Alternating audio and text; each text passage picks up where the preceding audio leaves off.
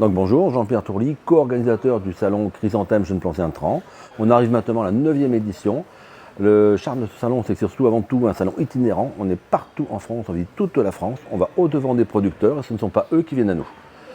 Nous avons réussi au fil des années à acquérir un nombre d'exposants relativement stables, petits, stables mais qualitatifs, qui sont issus de toute France, tous capables de vendre minimum France, voire Europe.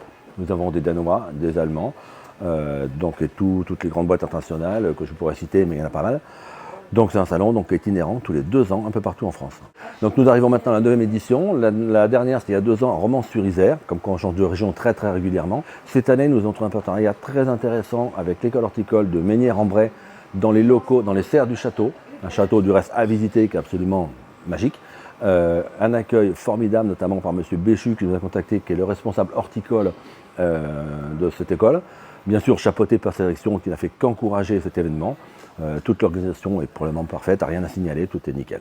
Donc les exposants se limitent bien sûr, ne se limitent pas, sont avant tout chrysanthémistes, il n'y en a plus beaucoup, mais ils sont tous fidèles et ça se passe très bien. On a adjoint tout ça effectivement, tout ce qu'on appelle les jeunes plants et intrants.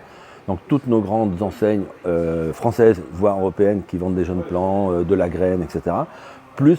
On a ajouté tout ce qui sert à cultiver une plante, notamment le chrysanthème, donc les pots, les terreaux, les engrais, les jeunes plants, absolument tout. Vous venez ici, vous repartez avec ce qu'il vous faut pour faire une culture. Depuis maintenant la 2e édition, on a trouvé un partenariat très intéressant avec les lycées horticoles, qui sont réellement au cœur de notre métier. Donc les élèves participent, on envoie du reste là à l'accueil, et ça c'est motivant pour tout le monde. Bien sûr, dès que ce salon sera fini, on va commencer à songer au prochain. Donc normalement, si tout se passe correctement en 2025, la région reste déterminée. On envisage un peu les pistes Grand Ouest, mais rien n'est fait, donc affaire à suivre.